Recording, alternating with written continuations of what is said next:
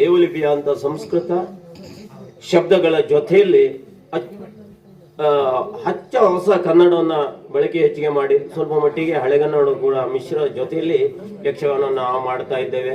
ಹಾಗೆ ಇಂಥವರೆಲ್ಲ ಸಹಕಾರವನ್ನು ಮಾಡಿದ್ರು ಡಾಕ್ಟರ್ಗಳ ಅಥವಾ ಲೆಕ್ಚರ್ಗಳ ಇನ್ನುಳಿದಂತ ಉನ್ನತವಾದಂತ ಹುದ್ದೆಯಲ್ಲಿರುವಂತವರ ಸಹಕಾರ ಮಾಡಿದ್ರು ಅಂತಾದ್ರೆ ಖಂಡಿತ ಈ ಕಲೆ ಮತ್ತು ಮೇರು ಪರ್ವತಕ್ಕೆ ಏರುವುದರಲ್ಲಿ ಖಂಡಿತ ದೋಷ ಇಲ್ಲ ಅಂತ ನಾನು ಭಾವಿಸ್ತೇನೆ. ಸದ್ಯದಲ್ಲಿ ಏರ್ತದೆ ಎನ್ನುವುದಾಗಿ ಭಾವಿಸ್ತೇನೆ. ಅದರ ಜೊತೆಯಲ್ಲಿ ಇಂತಹ ಕಾರ್ಯಕ್ರಮಗಳು ಪೂಜಾರರಂತವರು ಇದ್ದಾರೆ ಅಂತಾದ್ರೆ ಒಂದು ಕಾರ್ಯಕ್ರಮಕ್ಕೆ ಒಂದು ಮೆರುಗು ಬಂದ ಹಾಗೆ ಪ್ರತಿ ವರ್ಷ ಇಂತಹ ಕಾರ್ಯಕ್ರಮ ಆಗ್ತದೆ. ಕಾರ್ಯಕ್ರಮ ಆಯ್ತು ಅಂತಾದ್ರೆ ಕಲೆಗೆ ಪ್ರೋತ್ಸಾಹ ಕೊಟ್ಟ ಹಾಗೆ, ಕಲಾವಿದರ ಬೆಳವಣಿಗೆ ಆದ ಹಾಗೆ. ಯಾಕಂತಂದ್ರೆ ಹೊಸ ಕಲಾವಿದರು ಈಗಾಗಲೇ ಬಾಲಗೋಪಾಲ ವೇಷಗಳನ್ನು ಮಾಡ್ತಾ ಇದ್ದಾರೆ.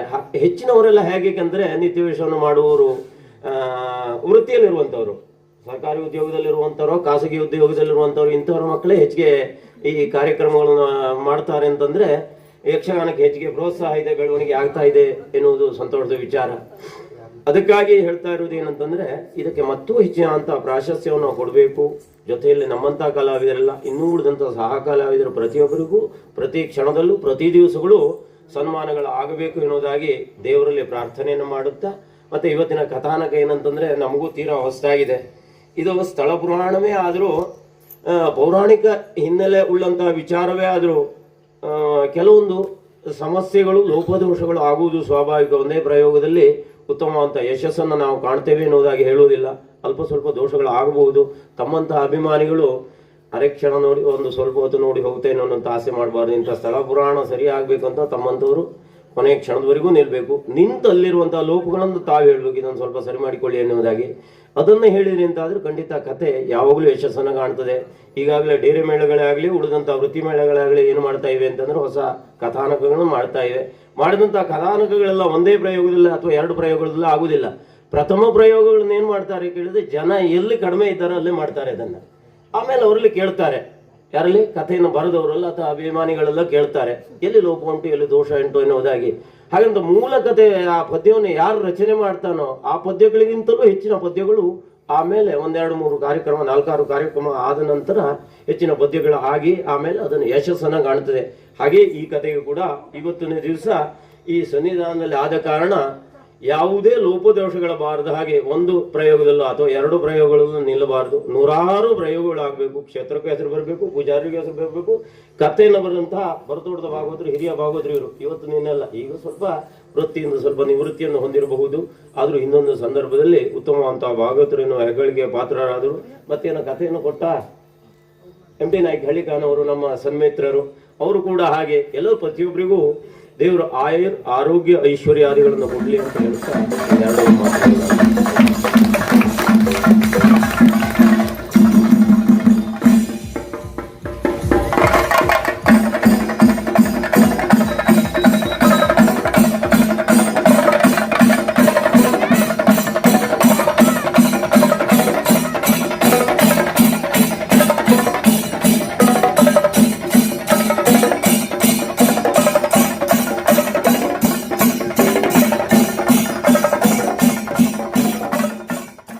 ಹಾಗೂ ಮುಂಡಗೋಡಿಂದ ಆಗಮನಿಸಿದ್ದಾರೆ ನಮ್ಮ ರವೀಂದ್ರ ಶೆಟ್ಟಿಯವರು ಈ ಒಂದೆರಡು ಮಾತಾಡಬೇಕಾಗಿ ವಿನಂತಿ.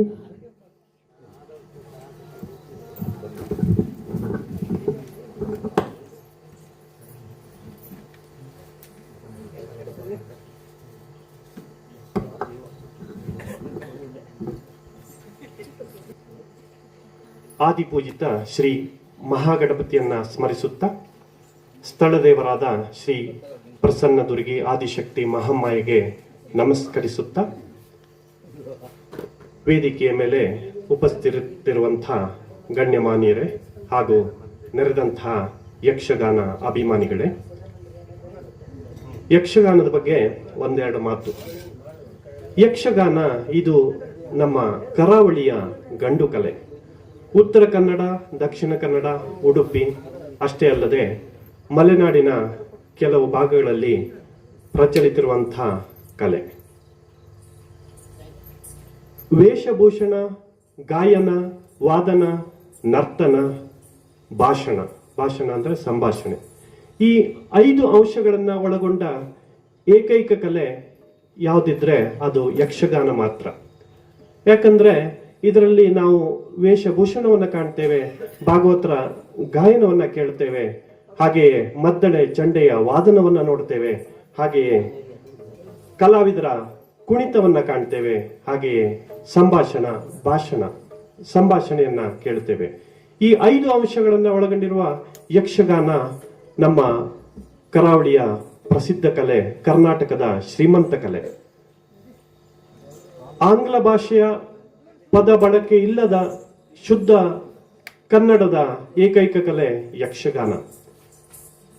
ನನಗೆ ಚಿಕ್ಕಂದಿನಿಂದಲೂ ಯಕ್ಷಗಾನದ ಬಗ್ಗೆ ಅಪಾರ ಆಸಕ್ತಿ.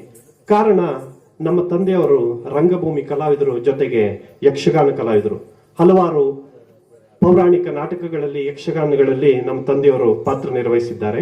ಹಾಗಾಗಿ ನನಗೆ ಚಿಕ್ಕಂದಿನಿಂದಲೂ ಯಕ್ಷಗಾನದ ಸಂಘಟನೆ, ಯಕ್ಷಗಾನವನ್ನು ಉಳಿಸಿ ಬೆಳೆಸುವಲ್ಲಿ ಒಂದು ಪ್ರಯತ್ನ ಮಾಡಬೇಕು ಅಂತ ಸುಮಾರು ನಮ್ಮ ಊರಿನಲ್ಲಿ ಮಿತ್ರರೊಡಗೂಡಿ 35-36ಕ್ಕೂ ಹೆಚ್ಚು ಯಕ್ಷಗಾನ ಕಾರ್ಯಕ್ರಮಗಳನ್ನ ಸಂಘಟನೆ ಮಾಡಿದ್ದೇನೆ. ಕಳೆದ ವರ್ಷದಿಂದ ನಾವು ಈಗ ವಾಸಿಸುತ್ತಿರುವುದು ಸಮೀಪದ ಮುಂಡಗೋಡದಲ್ಲಿ. ಮುಂಡಗೋಡು ಭಾಗದಲ್ಲಿ ಕಳೆದ 35 ವರ್ಷಗಳಿಂದ ಯಕ್ಷಗಾನ ಆಗಲೇ ಇಲ್ಲಾಗಿತ್ತು. ಆ ಒಂದು ಸಂದರ್ಭದಲ್ಲಿ ನಮ್ಮ ಮಿತ್ರರೊಡಗೂಡಿ ಕುಂದ ಯಕ್ಷ ಸಾಂಸ್ಕೃತಿಕ ವೇದಿಕೆ ಎನ್ನುವ ಒಂದು ಸಂಸ್ಥೆಯನ್ನು ಕಟ್ಟಿಕೊಂಡು ಕಳೆದ ವರ್ಷದಿಂದ ಮುಂಡಗೋಡು ಭಾಗದಲ್ಲಿ ನಮ್ಮ ಬಡಗುತಿಟ್ಟಿನ ಪ್ರಸಿದ್ಧ ಡೇರೆ ಮೇಳವಾದ ಶ್ರೀ ಅನಂತ ಪದ್ಮನಾಭ ಯಕ್ಷಗಾನ ಮಂಡಳಿ ಪೆರಡೂರು ಮೇಳವನ್ನ ಕರೆಯಿಸಿ ಕಳೆದ ವರ್ಷ ಏಪ್ರಿಲ್ 24ರಂದು ಪ್ರಥಮವಾಗಿ ಶ್ರೀ ಸಂಪೂರ್ಣ ದೇವಿ ಮಹಾತ್ಮೆ ಯಕ್ಷಗಾನ ಬಯಲಾಟವನ್ನ ಆಡಿಸಿದ್ದೇವೆ.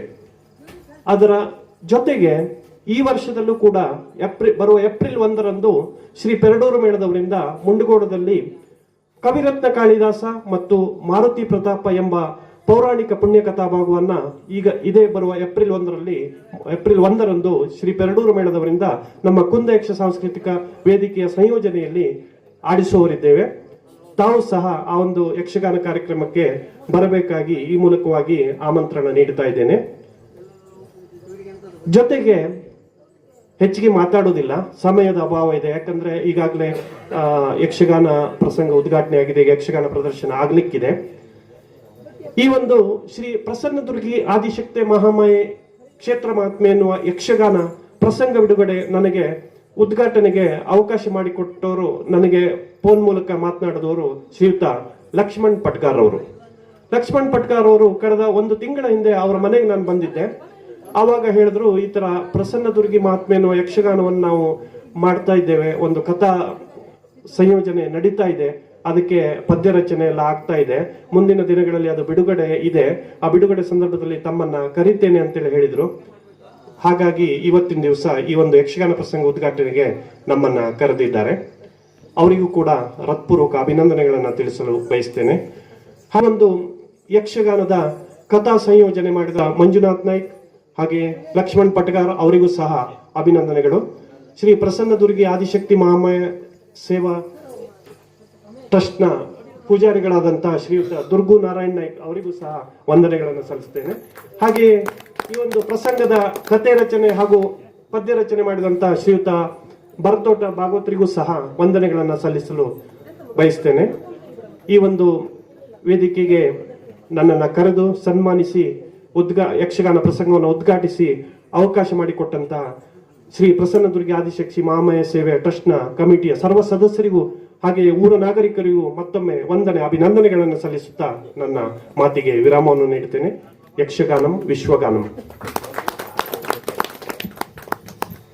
ಈ ಒಂದು ಹೊಸ ಪ್ರಸಂಗವನ್ನ ಉದ್ಘಾಟನೆ ಮಾಡಿ ವೇದಿಕೆಯ ಅದ್ಭುತವಾಗಿ ಮಾತನಾಡಿಕೊಟ್ಟಂತಹ ಹಿರಿಯ ನಮ್ಮ ಯಕ್ಷಗಾನದ ಉದ್ಯೋಗರು, ಇವರಿಗೆ ನಮ್ಮ ಮೇಳದ ಪರವಾಗಿ ಅಭಿನಂದನೆಯನ್ನು ಸಲ್ಲಿಸುವುದರ ಮೂಲಕ ಈಗಾಗಲೇ ಎಲ್ಲ ಹಿರಿಯ ಗಣ್ಯರಿಗೆ, ಯಾಕೆಂದರೆ ಸಮಯ ಈಗಾಗಲೇ ಆಗ್ತಾ ಇದೆ, ಆದ್ದರಿಂದ ಎಲ್ಲ ಈ ವೇದಿಕೆ ಮೇಲೆ ಇದ್ದಂಥ ಹಿರಿಯ ಗಣ್ಯರಿಗೆ ನನ್ನ ಮೇಳದ ಪರವಾಗಿ ತಮಗೆಲ್ಲರಿಗೂ ಅಭಿನಂದನೆಯನ್ನು ಸಲ್ಲಿಸುವುದರ ಮೂಲಕ ಈ ಸಭಾ ಕಾರ್ಯಕ್ರಮವನ್ನು ಮುಕ್ತಾಯಗೊಳಿಸ್ತಾ ಇದ್ದೇನೆ. ಹಾಗೂ ಯುವ ಸಂಘಕ್ಕೆ ತೋಟ ಗಜಾನನ ಭಾಗವತರು ಬರಬೇಕಾಗಿತ್ತು. ಹಾಗಾಗಿ ಮೂಡ್ಗ ಯಲ್ಲಾಪುರಿಯವರು ಆಗಮನಿಸಿದ್ದಾರೆ. ಹಾಗೆ ಹಿರಿಯ ಕಲಾವಿದರು ಲಕ್ಷ್ಮೀನಾರಾಯಣ ಹೆಗಡರಿಗೂ, ನನ್ನ ಮೇಳ ಚೆಂಡೆ ಮೃದಂಗ ಭಾಗವತರಿಗೂ ನನ್ನ ಮೇಳದ ಪರವಾಗಿ ಅಭಿನಂದನೆಯನ್ನು ಸಲ್ಲಿಸ್ತಾ ಇದ್ದೇನೆ. ಹಾಗೆ ಗಂಗಾಧರ ಹೆಗಡರು ಅವರಿಗೂ ನನ್ನ ಮೇಳದ ಪರವಾಗಿ ಅಭಿನಂದನೆಯನ್ನು ಸಲ್ಲಿಸ್ತೇನೆ. ಮಂಜು